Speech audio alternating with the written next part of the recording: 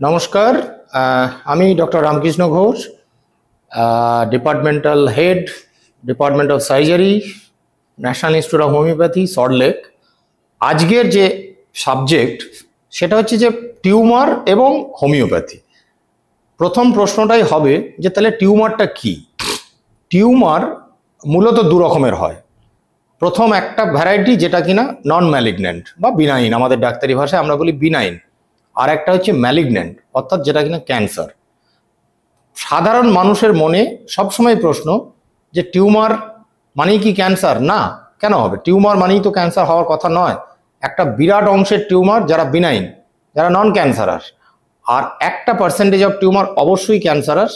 এবার টিউমার কি না, টিউমার হচ্ছে সাধারণত আমাদের শরীরের যে সমস্ত যে কোনো অর্গানে একটা গ্রোথ, সেই গ্রোথটা যদি ক্যান্সারাস গ্রোথ হয় তাহলে সেটা হবে আনকন্ট্রোলেবল, মানে তার কোনো কন্ট্রোল নেই।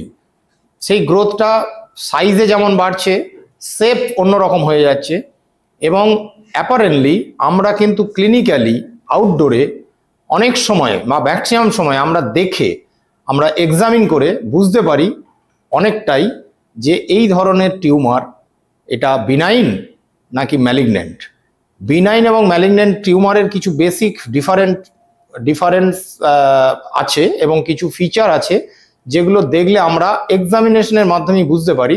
যেমন একটা খুব কমন ফিচার সেটা হচ্ছে যে বিনাইন টিউমার সাধারণত তার যে গ্রোথ রেট সেটা খুব কম, খুব স্লো এবং একটা সিমেট্রিক্যাল ওয়েতে বাড়ে, এবং সেখানে একটা ওয়েল ক্যাপসুলেটেড বলা হয়, অর্থাৎ যে গ্রোথটা আছে টিউমারটা একদম প্লেন এবং সেটা ভীষণ রকম মোবাইল। সেটা না ডিপার কোনো স্ট্রাকচারের সাথে অ্যাটাচড, না সুপারফিশিয়াল স্কিনের সাথে অ্যাটাচড। কিন্তু এরই কাউন্টার পার্ট যদি দেখা যায় যে এই টিউমারটি ম্যালিগন্যান্ট বা ক্যান্সারাস, তাহলে হয়তো দেখা যাবে যে এটা এতটা মুভ করছে না। কিন্তু এই একটি কথা বা একটি সিমটম দেখে কিন্তু কেউ জাজ করতে যাবেন না যে এটা ক্যান্সারাস কি ক্যান্সারাস নয়। এবং আলটিমেটলি এরকম অনেক ফিচারের মধ্যে আরেকটা ফিচার যেটা সব থেকে গুরুত্বপূর্ণ ক্যান্সারের সাথে নন ক্যান্সার বা ম্যালিগন্যান্টের সাথে বিনাইনের, সেটা হচ্ছে যে একটা আমাদের ডাক্তারি ভাষায় একটা টার্ম আছে মেটাস্টেসিস, অর্থাৎ এই টিউমারটা এখান থেকে আর কোথাও ছড়িয়েছে কিনা। সেটা যদি হয় তার মানে সেটা ক্যান্সারাস ধরা হয়। এবার একটি পরীক্ষার মাধ্যমে আমরা পরিষ্কার বুঝতে পারবো যে এই টিউমারটি ক্যান্সারাস না বিনাইন। সেটা হচ্ছে এফএনএসি, অর্থাৎ ফাইন নিডল অ্যাসপিরেশন সাইটোলজি। মানে কি না, সিম্পল একটা সুচ ফুটিয়ে একটা নিডলের মাধ্যমে একটুখানি টিস্যু নিয়ে ওটা আন্ডার মাইক্রোস্কোপ ওটা দেখা হয়, এবং তার ফলে সেটা যে আমরা জানতে পারি ফাইনালি আমরা দ্যাট ইজ দ্য বলা যেতে পারে যে ওটাই কিন্তু কনফার্মেটরি টেস্ট, যেটাকে আমরা সচরাচর আমরা সবাই বলি বায়োপসি। বায়োপসি একটু আলাদা। বায়োপসি অনেক সময় এক্সিশনাল বায়োপসি বলা হয়। যেমন ধরুন আপনি কোনো একটা টিউমারকে অপারেশন করা হয়েছে, সার্জন অপারেশন করেছেন, তারপর তাকে বায়োপসি করতে পাঠালেন, এটাকে বলা এক্সিশনাল বায়োপসি। মানে ওই যে টিউমার যেটাকে অপারেশন করা হলো সেটা আদৌ ক্যান্সারাস কিনা বা নন ক্যান্সারাস সেটা জানার জন্য এটা একটা বায়োপসি করা হয়। আর এটা হচ্ছে ফাইন নিডল অ্যাসপিরেশন, অর্থাৎ একটা নিডল দিয়ে তার সামান্য একটা টিস্যু নিয়ে সেটা দিয়েই আমরা কনফার্ম বুঝতে পারবো। এবং এটাই সচরাচর আমরা সব টিউমারের ক্ষেত্রে করি, যে আপনার এই টিউমারটা, সাপোজ সেই টিউমারটা যে কোনো জায়গায়, আমরা একটার পর একটা যখন আলোচনা করব তখন বুঝতে পারবো যে শরীরের বাইরে কোনো অংশে যদি টিউমার হয় তাহলে সেটা এফএনএসি করাটা খুব সহজ হয়।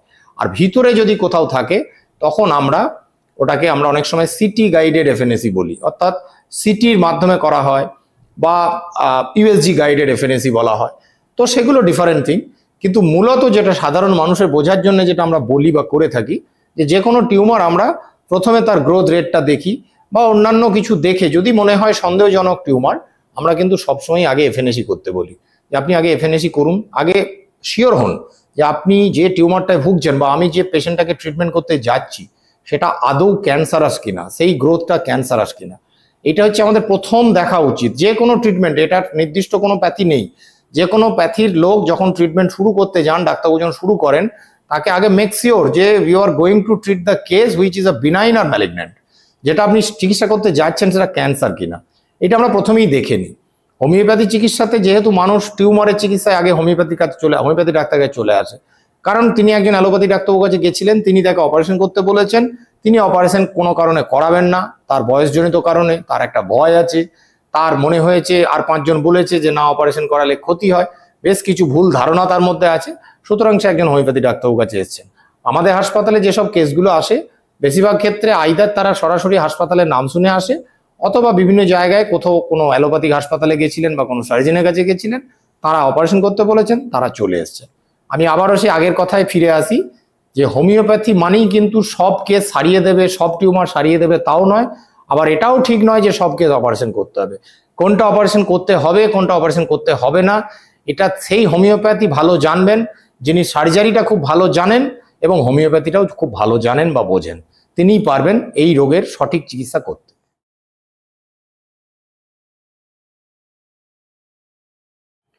টিউমার বেসিক্যালি হওয়ার লক্ষণ হচ্ছে, টিউমার মানে হচ্ছে একটা গ্রোথ।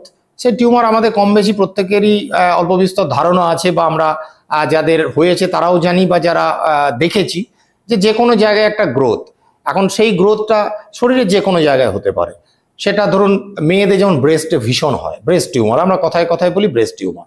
এখন ব্রেস্ট টিউমারের অনেক ভ্যারাইটি আছে, তার মধ্যে একটা মোস্ট কমন ভ্যারাইটি যেটা অল্প বয়সী মেয়েদের ক্ষেত্রে খুব বেশি হয়, সেটা ফাইব্রো অ্যাডিনোমা। ফাইব্রো অ্যাডিনোমা হচ্ছে একটা কমপ্লিট বিনাইন অসুখ, এটা ভয়ের কিচ্ছু নেই, ভীষণ মোবাইল, সহজেই এটা মুভ করে, এবং অল্প বয়সী আনম্যারিড মেয়েদের ভীষণ হয় এবং একাধিক হয়, একটা ব্রেস্টে হতে পারে, দুটো ব্রেস্টেও হতে পারে। সেটা যেমন একটা টিউমার, তেমনি সাধারণ মানুষ ব্রেস্টে একটা খুব কমন অসুখকে তারা টিউমার বলে ভুল করে, যদিও সেটা একেবারেই টিউমার নয়, সেটা একটা সম্পূর্ণ অন্য টপিক। সেটা আমরা আগে সেটাকে ফাইব্রো অ্যাডিনোসিস বলতাম, এখন তার নাম চেঞ্জ হয়ে ওটাকে অ্যান্ডি বলি। সেটা কিন্তু সাধারণ মানুষের জেনে রাখা উচিত যে এটা টিউমার নয়, কিন্তু এর সিমটম হচ্ছে দুটো ব্রেস্টই জেনারেলি হয়, এবং এটা ওই আরেকটু বয়স, মানে ধরুন ওই 25-30, বা ইভেন এখন অল্প বয়সী মেয়েদেরও হয়, 35-40 বছর মেয়েদের বেশি হয়, দুটো ব্রেস্টে ভীষণ রকম পেন হয়, এবং পিরিয়ডের আগে পেনটা অনেক বেশি হয়, এবং সেখানে একটা ওই মানে দড়ির মতো, মানে যেটাকে বলা হয় একটা একটা ডেলা ডেলা টাইপের, এবং হাত দিয়ে চাপলে কিন্তু ব্যথাটা বেশি হয়। এই ধরনের কমপ্লেন নিয়ে যখনই কোনো মহিলা আসেন, এটা আমাদের সার্জারি ডিপার্টমেন্টে খুব আসে, এবং এটা আমরা প্রতিনিয়তই পাই। এগুলো কিন্তু হোমিওপ্যাথি খুব সুন্দরভাবে সেরে যায়, এবং এগুলো একটাও টিউমার নয়, কিন্তু এটা সাধারণ মানুষ ওটা টিউমার ভাবে, বা আমরা তাদেরকে বোঝানোর জন্য অনেক সময় বলে দিই, কিন্তু এগুলো টিউমার নয়। আর কিছু টিউমার আছে যেগুলো শরীরে এক্সটার্নাল পার্টে হয়। আর আর যেটা এখন আমরা আমাদের সার্জারি ডিপার্টমেন্ট যেটা ডিল করি, খুব বেশি পাই আমরা, আমাদের বেশ কিছু রেকর্ডেড কেস আছে, সেটা হচ্ছে ব্রেন টিউমার। ব্রেন টিউমার একটা বিরাট টপিক, কিন্তু ব্রেনেও আবার সেম ঘটনা, যে কিছু টিউমার আছে বিনাইন, কিছু টিউমার আছে ম্যালিগনেন্ট, এবং কিছু টিউমার আছে হাইলি ম্যালিগনেন্ট। হাইলি ম্যালিগনেন্ট মানে যেসব টিউমারগুলো ব্রেনে হোক বা কোথাও একটু হলেও দেখা গেল যে ধরা পড়ার পরে বেশি দিন পেশেন্ট বাঁচে না। এমনকি এরকম একটা কিডনিতে একটা টিউমার হয়, বাচ্চাদের হয়, নেফ্রোব্লাস্টোমা বলি আমরা যেটাকে ডাক্তারি ভাষায়। এই ধরনের কেসগুলোকে বাঁচানো খুব ডিফিকাল্ট, কারণ এদের লাইফ স্প্যান এত কম। যখন এই কেসটা ডিটেক্টেড হয় তারপরে আর বেশি দিন এগুলো বাঁচে না।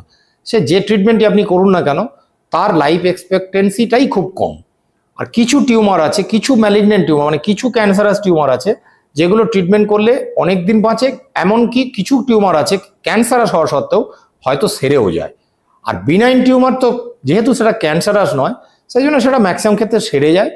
এবার অনেক ক্ষেত্রে আমাদের হোমিওপ্যাথি ডাক্তার যারা ট্রিটমেন্ট করেন, বা আমরা যেগুলো করি, অনেক ক্ষেত্রে আছে আমরা বলি যদি মনে হয় যেটা হোমিওপ্যাথি দিয়ে সম্পূর্ণ সেরে যাবে ভালো, না হলে আমরা অনেক সময় সাজেস্ট করি যে আপনি অপারেশন করুন, বাট অপারেশন করার পরে একটু হোমিওপ্যাথি চিকিৎসা করুন।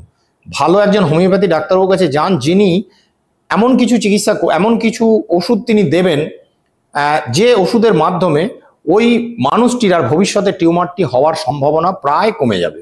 কেন, টিউমার আমাদের হোমিওপ্যাথিক শাস্ত্র মতে টিউমার আলাদা কোনো অসুখ নয়, টিউমার আর 5টা অসুখের মধ্যে একটি অসুখ। তাই আমরা যেমন হোমিওপ্যাথিতে চিকিৎসার ক্ষেত্রে আমরা সার্বিকভাবে ওই মানুষটির সব সিমটম নিয়ে ওষুধ দিই এবং চিকিৎসা করি, তাই আমরা টিউমারের জন্য আলাদা কোনো ওষুধ স্পেসিফিকভাবে হোমিওপ্যাথিতে নেই যে এই ওষুধটা দিয়ে টিউমার সারে, এই ওষুধটা টিউমারের ওষুধ না, এরকম কোনো ওষুধ হোমিওপ্যাথিতে কোনো রোগ ভিত্তিক চিকিৎসাই হয় না। সঙ্গে আরেকটি কথা এসে গেল, সিস্ট একটি সম্পূর্ণ আলাদা জিনিস।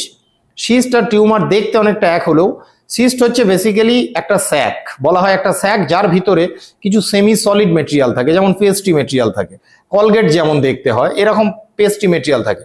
খুব কমন একটা সিস্ট বডিতে হয়, এক্সটার্নাল পার্টে হয়, বিশেষ করে মাথাতে হয়, বডির যে কোনো জায়গায় হতে পারে, হাতের তলা এবং পায়ের তলা বাদ দিয়ে যেসব জায়গাতে সিবেসিয়াস গ্ল্যান্ড আছে সেই সব জায়গাতে হয়, তার নাম হচ্ছে সিবেসিয়াস সিস্ট। তো সিবেসিয়াস সিস্ট খুব কমন, অনেক মানুষের মধ্যে পাওয়া যায়, মাথা বিশেষ করে হয়, স্কোটামে হয় ছেলেদের। সেখানে দেখতে একটা মটর দানা থেকে শুরু করে একটা টমেটোর মতো সাইজেরও হতে পারে, হাত দিয়ে টিপলে ওটা নরম, এবং ওর মধ্যে মুখে একটা পাংটাম থাকে, পাংটাম মানে একটা ব্ল্যাক স্পট পাওয়া যায়, এবং যদি খুব জোর প্রেস করা হয় ওর ভিতর থেকে একটা পেস্টি মেটেরিয়াল বেরিয়ে আসে, দ্যাট ইজ সিবাম।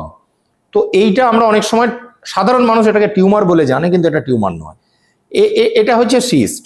এরকম অনেক ধরনের সিস্ট, সার্জারিতে এরকম অনেক সিস্ট আছে, ডারময়েড সিস্ট বলা হয় একটা সিস্টকে, হ্যাঁ, আরও কিছু অন্যান্য সিস্ট আছে যেগুলো আমরা রিটেনশন সিস্ট বলি আমাদের ডাক্তারি ভাষায়।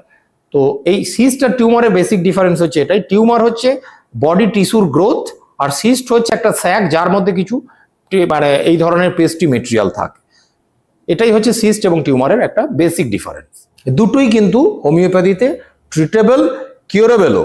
হয়তো সবকে সারে না, সেটা অনেক কারণে সারে না, কিন্তু দুটোই কিউরেবল, দুটোই ট্রিটেবল।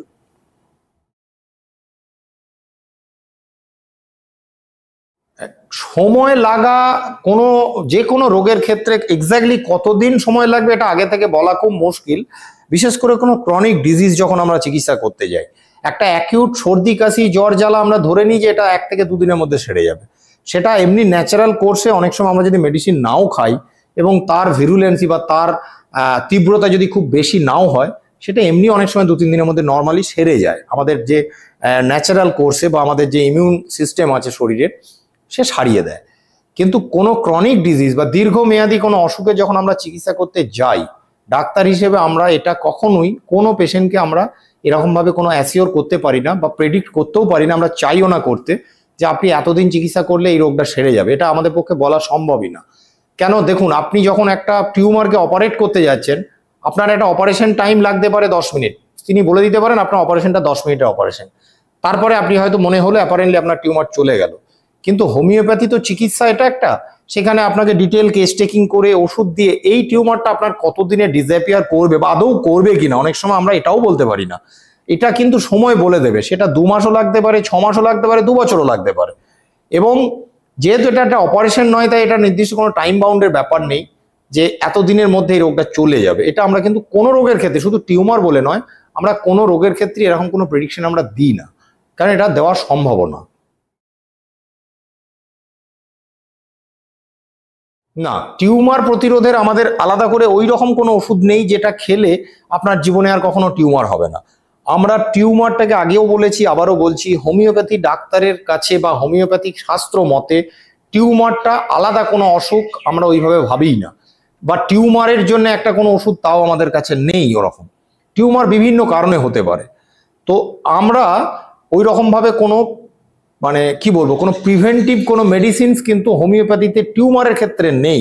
ইনফ্যাক্ট টিউমার কেন, কোনো ওষুধেরই, কোনো অসুখের যদি না সেটা একটা এপিডেমিক ডিজিজ হয়, যেমন কোভিড হয়েছিল যখন, তখন আমাদের হোমিওপ্যাথিক ডাক্তারবাবুরা আমরা সবাই একটা আর্সেনিকাম অ্যালবাম, আমাদের একটা ওষুধ যেটা কিনা কোভিডের ক্ষেত্রে একটা প্রিভেন্টিভ মেজার্স হিসেবে আমরা সেটা নিয়েছিলাম, এবং আমরা মিলিয়ন পেশেন্টকে আমরা আর্সেনিকাম অ্যালবাম দিয়েছিলাম, এবং এটা প্রুভড যে যারা আর্সেনিকাম অ্যালবাম খেয়েছিলেন তাদের আইদার কোভিড হয়নি, বা হলেও তাদের সেরকম তীব্রতা হয়নি, বা তাদের সেরকম কোনো কমপ্লিকেশন আসেনি। কিন্তু টিউমার ইটসেলফ বা এই ধরনের কোনো অসুখকে প্রিভেন্ট করার কোনো ওষুধ এইরকম কিছু নেই। কিন্তু যেটা আছে হোমিওপ্যাথিক মতে, যেটা আছে সেটা হচ্ছে যে কনস্টিটিউশনাল ট্রিটমেন্ট বলে আমাদের একটা ট্রিটমেন্ট আছে, যেটা কিনা আমরা এই রুগীটার টোটালিটি করি, রুগীটার ফ্যামিলি হিস্ট্রি নিই, রুগীটার পাস্ট হিস্ট্রি নিই, রুগীটার টোটাল সিমটম নিয়ে আমরা একটি নির্দিষ্ট ওষুধের পৌঁছই, যে ওষুধটা খেলে আমরা বলতে পারি, খুব জোর দিয়ে বলতে পারি যে এই মানুষটি যদি প্রপার হোমিওপ্যাথিক ট্রিটমেন্ট করেন তাহলে চট করে ইনি কোনো অসুখে ভুগবেন না। সেই অসুখটা টিউমার যেমন হতে পারে, সেই অসুখটা হার্ট অ্যাটাক হতে পারে, সেই অসুখটা স্ট্রোক হতে পারে, সেই অসুখটা যে কোনো অসুখ, মানে এই মানুষটি টোটালভাবে সুস্থ থাকবেন, এইটা আমরা হোমিওপ্যাথিক ট্রিটমেন্টের মাধ্যমে বলতে পারি। কিন্তু নির্দিষ্টভাবে যে এই ওষুধ খেলে আপনারা কোনদিন টিউমার হবে না, এরকম কনসেপ্ট অ্যাকচুয়ালি নেই। হোমিওপ্যাথি ট্রিটমেন্টটাই বলে যে আপনাকে অ্যাজ এ হোল মানুষটাকে আমরা সুস্থ করে তুলি বা তোলার চেষ্টা করি, তেমনি একইভাবে ওই মানুষটিকে প্রিভেন্ট করা, যে যাতে কোনো রকম কোনো অসুখ তার না হয়, সেই জন্যই কনস্টিটিউশনাল ট্রিটমেন্ট করা হয়। পরিশেষে যেটা আমি বলবো একজন ডাক্তার হিসেবে আমার পরামর্শ আপনাদের কাছে, সেটা হচ্ছে যে যখনই আপনারা কোথাও কোনো টিউমার দেখবেন, বিশেষত মেয়েদের আমরা বারবার এই কথাটা বলি যে আপনারা সেলফ অ্যাসেসমেন্ট করুন, ব্রেস্টের নিজেদের ব্রেস্ট এক্সামিন করে দেখুন যে কোথাও কোনো টিউমার বা ডেলা, বাংলায় যেটাকে আমরা বলি একটা দলা পাকানো টিউমার মতো কোথাও হচ্ছে কিনা। সেটা হলে কিন্তু আপনারা ইমিডিয়েট ডাক্তারবাবুর সাথে যোগাযোগ করবেন। আপনার এলাকায় আপনার পরিচিত বা আপনার যদি হাউস ফিজিশিয়ান থাকেন তার সাথে যোগাযোগ করবেন। আমাদের হাসপাতাল রয়েছে সল্টলেকে, আপনারা আসবেন। সার্জারি ডিপার্টমেন্ট এই সমস্ত কেস ডিল করে। আপনারা সবসময় সতর্ক হওয়া কিন্তু সবসময় ভালো, প্যানিক হওয়ার কোনো কারণ নেই। আর এটা ভেবে নেওয়ার কোনো কারণ নেই যে আমার একটা টিউমার হয়েছে মানে এটা ক্যান্সার।